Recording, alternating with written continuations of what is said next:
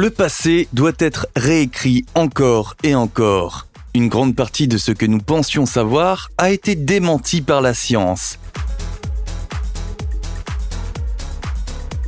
Cependant, les rumeurs et les suppositions persistent souvent pendant des siècles. Aujourd'hui, dans cette vidéo, nous voulons éclaircir 9 de ces mensonges. C'est parti!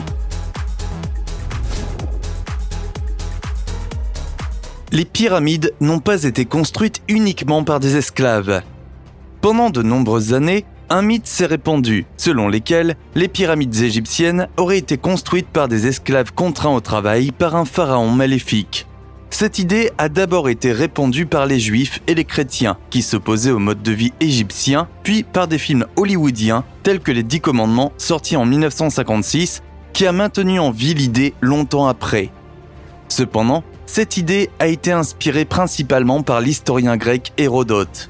Bien que les personnes qui étudient le sujet sachent certainement déjà que cette croyance n'est pas vraiment ancrée dans la réalité, l'opinion populaire est encore façonnée par ces fausses hypothèses et une grande majorité de personnes croient encore que les pyramides sont le résultat du travail des esclaves. Cependant, en réalité, des ouvriers bien formés et hautement qualifiés ont été payés pour construire les pyramides. Cela signifie qu'il n'y avait pas d'esclaves et que la plupart des ouvriers étaient traités de manière équitable.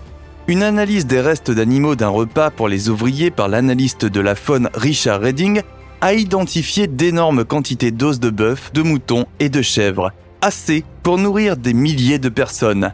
La plupart des os appartenaient également à de très jeunes animaux mâles. De telles viandes n'étaient réservées qu'à la royauté. Alors penser que de telles viandes auraient été gaspillées pour des esclaves est un pur mensonge.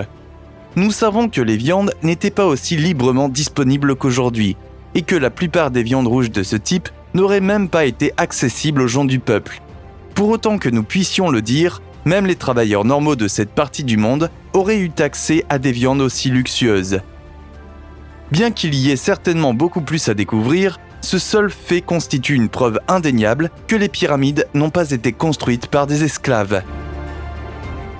La cigarette est bonne pour la santé. Aujourd'hui, presque tout le monde sait que cette affirmation est fausse. Mais à la fin des années 1990, un énorme scandale s'est répandu dans le monde entier, les grandes entreprises de tabac affirmant que les cigarettes étaient bonnes pour la santé. Ces entreprises avaient retenu et activement dissimulé de nombreuses informations sur les effets nocifs de la cigarette. Elles avaient également lancé des campagnes publicitaires destinées à un public de moins de 21 ans pour attirer une nouvelle génération de fumeurs. Camel était l'une des principales marques faisant de la publicité pour les enfants. Au final, un juge a ordonné que toutes les publicités sur les cigarettes devaient mentionner que la drogue pouvait être dangereusement nocive pour la santé et pouvait entraîner certains cancers. Bien que cette information soit largement connue aujourd'hui, il a fallu attendre 2017 pour que cette publicité soit effectivement diffusée à la télévision. Mais même de nos jours, l'industrie du tabac essaie de trouver de nombreux moyens différents pour persuader les acheteurs ignorants d'acheter des produits du tabac. Par exemple, les cigarettes sans additifs ou les cigarettes organiques sont souvent commercialisées comme étant plus saines, même si ce n'est pas la vérité. En réalité, les cigarettes sont mauvaises pour la santé à cause du processus de combustion et pas nécessairement à cause des additifs qu'elles contiennent. Pour cette raison, même les vapes présentent de nombreux inconvénients. Ne laissez pas les entreprises vous tromper en achetant de tels produits chimiques nocifs. Tous ces produits sont conçus pour remplir les poches des riches et laisser la classe inférieure avec d'énormes problèmes de santé plus tard. Edison n'a pas inventé l'ampoule électrique. L'idée simple d'utiliser l'électricité pour éclairer est venue du chimiste anglais Humphrey Davy, qui a montré que l'électricité circulant dans des fils émet de la lumière. Le problème, cependant, était de trouver un matériau bon marché qui brûle de manière intense et dure de nombreuses heures. Si Thomas Edison a surmonté cet obstacle avec un fil de carbone en 1879, le chimiste Warren de la Rue aurait résolu le problème près de 40 ans plus tôt en utilisant des fins fils de métal réfractaire scellés sous vide. Cependant, comme il avait opté pour du platine coûteux, cette invention fut largement oubliée. La platine étant beaucoup trop chère. Le chimiste britannique Joseph Swan a essayé d'éviter ce coup en utilisant du carbone, mais cela n'a pas fonctionné car le carbone se consumait beaucoup trop rapidement. Un an plus tard, Edison combinait les fils de carbone avec un système de vide amélioré et est devenu l'inventeur de l'ampoule moderne. En fin de compte, Thomas Edison n'a pas inventé l'ampoule. Au lieu de cela, il l'a simplement rendue beaucoup plus rentable afin que le consommateur moyen puisse installer des ampoules dans sa maison. Einstein n'était pas nul en maths. On dit d'Albert Einstein, génie mondialement connu, qu'il a souffert de troubles de l'apprentissage et de dyslexie dans son jeune âge. Cependant, ces rumeurs ne sont pas tout à fait vraies et selon les preuves que nous avons trouvées, Einstein était un enfant relativement normal, bien qu'il se soit révélé doué dès son plus jeune âge.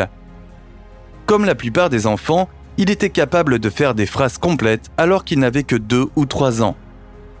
Lorsqu'il a obtenu ses notes à l'âge de 7 ans, sa mère a écrit une lettre à la grand-mère d'Albert disant « Il était à nouveau le premier, il a eu un rapport brillant ». Lorsqu'il est passé au lycée, Albert continuait à avoir de très bons résultats et se classait régulièrement parmi les premiers de sa classe. Cependant, même si Albert est un élève très brillant, il n'est pas connu pour être observateur et souvent, il avait de mauvais comportements. Selon certains rapports, lorsqu'il a commencé à apprendre à l'âge de 5 ans, il s'est mis tellement en colère qu'il a jeté une chaise sur son professeur. Mais après cela, il semble que son comportement se soit amélioré, du moins un peu. Il a pu réussir à l'école et obtenu des notes incroyables sur tous ses bulletins. Il semblerait que la rumeur concernant ses faibles compétences en mathématiques provienne de son biographe qui a écrit un livre sur lui après sa mort. Le biographe a mal lu ses bulletins scolaires et a affirmé qu'il avait échoué en mathématiques et en anglais. En réalité, il a réussi ses 2 cours avec brio. La Grande Muraille de Chine n'est pas visible depuis l'espace. Le mythe selon lequel la Grande Muraille de Chine est visible depuis la Lune remonte à 1754. Comme vous le remarquerez sans doute, c'était quelques siècles avant l'alunissage. Il est donc impossible que les anciens Chinois aient pu le savoir à l'époque. Ce n'est qu'en 1969 que l'équipage d'Apollo 12 a pu réfuter cette affirmation. Alan Bean rapporte qu'à une telle distance de la Terre, tout ce que l'on peut vraiment voir de l'espace, ce sont des nuages, de la neige et de l'eau. Dans la plupart des cas, il est même rare de voir des zones herbeuses de la planète. Même depuis la Station spatiale internationale, qui est plus proche de 99%, on ne peut pas voir le mur à l'œil nu. En 2003, Yang Liwei, le premier homme de Chine à être envoyé dans l'espace, a signalé à la grande déception des Chinois que le mur n'était pas visible.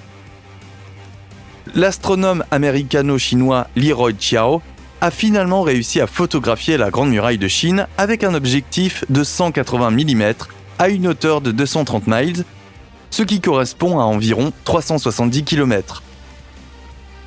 Cependant, même ces images ont été réfutées, car l'appareil photo est manifestement capable de percevoir beaucoup plus que l'œil humain. En l'état actuel des choses, il n'est donc pas possible de voir la Grande Muraille de Chine depuis l'espace. La photo du Loch Ness est fausse. Tout le monde connaît, bien sûr, la célèbre photo de 1934 censée montrer le monstre du Loch Ness. La recherche de Nessie est loin d'être terminée et il y aurait des observations encore et encore, de nouvelles photos apparaissant constamment en ligne. George Edwards, qui vendait des manèges sur le Loch Ness, a mis en ligne une photo du supposé monstre en 2012, qui a été saluée comme l'une des meilleures photos de Nessie jamais prises. Sur la photo, on pouvait distinguer ce qui semblait être la colonne vertébrale de la grande créature marine.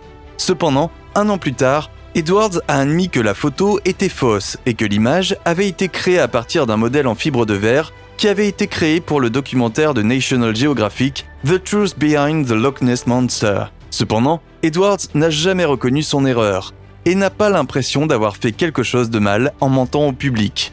Cependant, ce n'est même pas la photo la plus récente à avoir été prise. En 2020, une photo prise par un touriste local du nom de Steve Chalice a fait le tour du monde et a provoqué une certaine agitation sur Internet.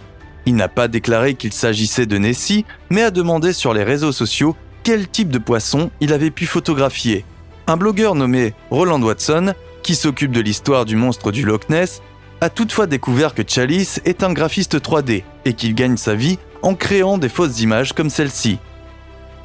Steve Feltham, qui étudie le Loch Ness depuis des années, pense que Nessie n'existe pas et que les nombreuses observations peuvent probablement être attribuées à des poissons-chats de rivière.